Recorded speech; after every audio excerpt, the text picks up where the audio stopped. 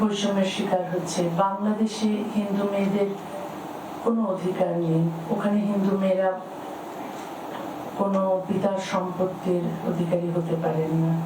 তারা ওখানে হিন্দু পুরুষেরা বহুবিবাহ, ওখানে তাদের বহুবিবাহ প্রথা তারা উদযাপন করেন।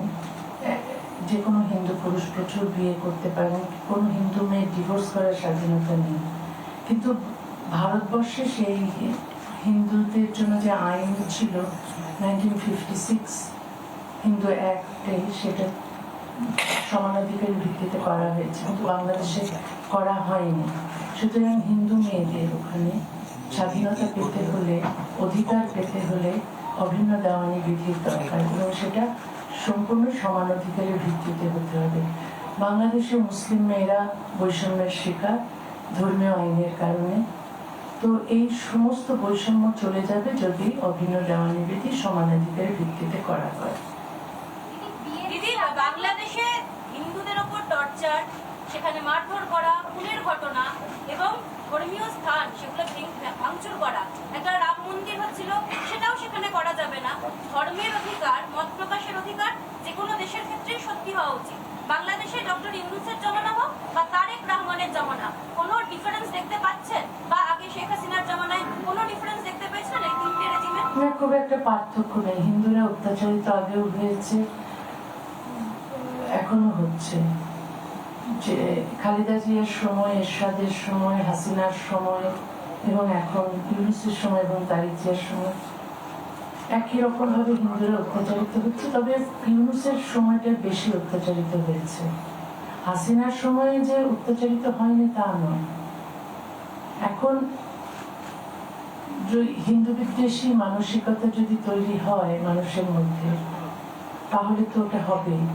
সবচেয়ে দরকার হচ্ছে শিক্ষা, যেখানে হিন্দু, মুসলিম, বৌদ্ধ, খ্রিস্টান সবাই সমান, সবার নাগরিক অধিকার, সবারই বেঁচে থাকার অধিকার আছে, যার যার ধর্ম পালন করার অধিকার আছে, এবং কারো অধিকার নেই অন্যের ওপর আক্রমণ করার। এই শিক্ষাটা যদি সরকার থেকে দেওয়া হতো, এই নানা রকম মসজিদ মাদ্রাসা করে ধর্মীয় শিক্ষা না দিয়ে, কারণ অনেক মাদ্রাসা মসজিদে এই অমুসলিমদের প্রতি ঘৃণা শেখানো হয় সেই বাচ্চা বয়স থেকে, তখন তারা ওই রকমের একটা হিন্দু বিদ্বেষী মানসিকতা নিয়ে বড় হয়ে ওঠে। তো সরকার যদি এই মাদ্রাসাগুলোকে নিয়ন্ত্রণ করে, ওখানে কি শিক্ষা দেওয়া হচ্ছে, তাহলে হয়তো এগুলো অনেকটাই নিয়ন্ত্রণ করা যেতে পারে, এই বিদ্বেষগুলো। কিন্তু সেই রকম কোনো উদ্যোগ কোনো সরকারই নিচ্ছে না। কারণ এই সরকার, যতই সরকার আসে, তারাই সবই ওই ধর্মান্ধদের ভোটের জন্য ওদের সঙ্গে আপোষ করে। ওরা যা চায়, ওরা কোনো মুক্ত চিন্তককে মেরে ফেললেও তার বিরুদ্ধে সরকার ব্যবস্থা নিতে চায় না। তারপর হিন্দুদের উপর অত্যাচার করলেও সেই সব সাম্প্রদায়িক ঘৃণ্য মানসিকতার লোকদের বিরুদ্ধে ব্যবস্থা নিতে চায় না, কারণ মনে করে যে তাতে তাদের ধর্মীয় অনুভূতিতে আঘাত লাগবে। তখন এই কারণেই হিন্দুরা অত্যাচারিত হয়। শুধু হিন্দুরা নয়, হিন্দু, বৌদ্ধ, খ্রিস্টানরা অত্যাচারিত হয়। শুধু তাই নয়, আমার মতো, আমি তো হিন্দু, বৌদ্ধ, খ্রিস্টান কমিউনিটি থেকে আসিনি, আমার উপর অত্যাচার হচ্ছে না, কারণ আমি মুক্ত চিন্তায় বিশ্বাস করি এবং আমি ধর্মীয় আইনের বদলে সমান অধিকারের ভিত্তিতে অভিন্ন দেওয়ানি বিধি চাই। যেহেতু আমি যে ধর্ম নারীকে যৌন দাসী হিসেবে গণ্য করে, সেই ধর্মের আমি সমালোচনা করি। সমালোচনা তো করতেই হবে, না হলে সংস্কার কি করে হবে, না হলে সমাজকে, একটা অন্ধকার সমাজকে আলোয় কি করে নিয়ে আসবো, একটা পিছিয়ে থাকা সমাজকে কি করে এগিয়ে নেব।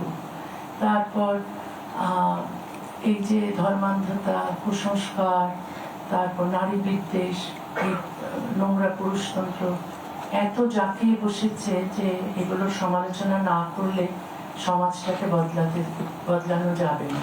সেই কারণে আমি সমালোচনা করি বলে আমাকে দেশ থেকে বের করে দেওয়া হয়, আমার ফাঁসির জন্য মিছিল হয়, এবং শুধু তাই নয়, যে মুক্ত চিন্তকরা আমার মতোই কথা বলতেন, সেই মুক্ত চিন্তকদেরকে আপনারা জানেন কিভাবে নৃশংসভাবে খুন করা হয়েছে। কিন্তু তারপরও আশা ছাড়ছি না, চেষ্টা করছি যে সমাজ কি করে সভ্য হবে, কি করে মেয়েরা সমান অধিকার পাবে, কি করে মানবাধিকার থাকবে। কারণ এইভাবে কিছু মানুষ চেষ্টা করে যায় কোনো একটা সমাজকে পরিবর্তন করার জন্য। খারিজিয়া মাদ্রাসা এখানে প্রবেশ করবার জন্য সরকার একটা সিদ্ধান্ত নিয়েছে, এটা আপনি কিভাবে দেখছেন? কি বলছেন? খারিজিয়া মাদ্রাসা এখানে অনুমোদনহীন নয়, যেখানে না, আসলে আমি মাদ্রাসা সম্পর্কে যতটুকু জানি, বাংলাদেশের মাদ্রাসা সম্পর্কে আমার যেটা মনে হয় যে মাদ্রাসাগুলো থাকা উচিত নয়। কারণ অনেক সময় মাদ্রাসা দেখা যায়, সবসময় নয়, অনেক সময় দেখা যায় যে মাদ্রাসাগুলোতে জিহাদি তৈরি হচ্ছে। কারণ এখন আপনারা যদি দেখেন নিউজগুলো, মাদ্রাসায় শিশু ধর্ষণ চলছে, শিশু নির্যাতন চলছে, বলাৎকার চলছে, এবং ইমাম, মাদ্রাসার শিক্ষক এরা ধরা পড়ছে, এরা জেলে যাচ্ছে। কিন্তু এদের এই শুধু তো শাস্তি দিলে হয় না, এই শিক্ষা ব্যবস্থার পরিবর্তন দরকার। মাদ্রাসার আমার মনে হয় না কোনো দরকার আছে, কারণ এই মাদ্রাসা থেকে পাশ করে কেউ কিছুই করে না। মানে কেউ, এটা হচ্ছে কি যে ওরা এক ধরনের ভিক্ষে করে খায়, চাঁদা তোলে খায় না। তো এই মাদ্রাসাগুলো না হয়ে বরং সব মাদ্রাসাগুলো সেকুলার স্কুল হয়ে যাওয়া উচিত। আর প্রচুর মসজিদ গড়ে উঠেছে যেগুলো জিহাদি তৈরির কারখানা। তো সবগুলো বলছি না, কিছু কিছু। তো ওই একটু মানে কিছু হলে কেউ যদি টাকা কড়ি করে তাহলেই না একটা মসজিদ দিয়ে বানিয়ে দেয় কোথাও। তো এত মসজিদের দরকার নেই, এত মসজিদের দরকার নেই। এটাও আসলে সরকারের কন্ট্রোল করা উচিত, এবং সরকার নিজে থেকে ধর্ম প্রচার করুক সেটাও তো ঠিক নয়। কারণ সেকুলার কান্ট্রি হতে গেলে ধর্মকে রাষ্ট্র থেকে পৃথক করতেই হবে, এবং এটা সভ্যতার প্রথম শর্ত। সেটা প্রত্যেকটা দেশে, সভ্য দেশেই আছে, ধর্মের সঙ্গে রাষ্ট্রের কোনো সম্পর্ক থাকতে পারবে না। তো এইসব অনেক কিছু আছে যেগুলো করলে সমাজ উন্নত হয়, রাষ্ট্র ব্যবস্থা ভালো হয়, এবং মানুষ অনেক অধিকার এবং স্বাধীনতা নিয়ে বাঁচতে পারে। আপনাকে সোশ্যাল মিডিয়ায় ফলো করে আপনি জুলাই মাসের লাস্ট উইক একটা টুইট করেছিলেন এক্সে, এই সিজেপি এই ছাত্রদের মুভমেন্ট নিয়ে একটু ক্রিটিক্যালি আপনি বলেছিলেন যে এর বাংলাদেশের প্যারালাল জবটা আপনি বলেছিলেন এটার পরিণতি ঠিক হয়নি। তো সেইটা নিয়ে যদি মানে না, আমি তো এখানে ঠিক ফলো করিনি কি হচ্ছে, তবে আমি ওটা দেখে একটা ছোট ভিডিও ক্লিপ দেখে আমার মনে হয়েছিল যে বাংলাদেশের যে 2024 যে ছাত্র আন্দোলন হয়েছিল ওটার মতোই মনে হয়েছে। কারণ সেই ছাত্র আন্দোলন বাংলাদেশের 24 আমাদের বোকা বানিয়েছিল। কারণ আমরা ভেবেছিলাম সত্যিকার সব ছাত্ররা এসেছে, তারা কোটা চাইছে না, কোটা উঠিয়ে দিতে চাইছে, ঠিক আছে, এটা হতেই পারে। শেখ হাসিনা তখন বলেছিলেন ঠিক আছে, ওটা সংশোধন করে দিচ্ছি। কিন্তু শেষ পর্যন্ত সরকার পতনের আন্দোলনে গেছে, এবং সরকার পতন হয়েছে, এবং আমরা টের পেয়েছি, দেখেছি, প্রমাণ পেয়েছি যে আসলে এই আন্দোলনের পেছনে জিহাদিরা ছিল, এবং জিহাদিরাই পরে দখল করেছে দেশ। তো পরিণতিটা ভালো হয়নি। সেই জন্য আমি বলেছি সব ছাত্ররা কোথাও জমায়েত হলেই বা আন্দোলন করলে সেটা যে সবসময় যে খুব পরিণতি ভালো হয় তা নয়।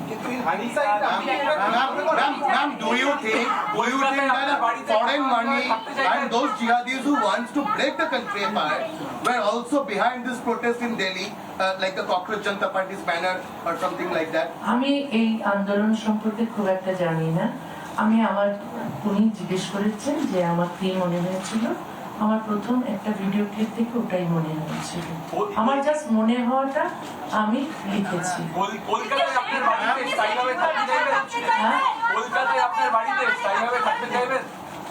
আমি এখনো সিদ্ধান্ত সেটা নিইনি। ওটা তো ভাড়াতে ছিলাম, ওটা নেই এখন আর। তো যদি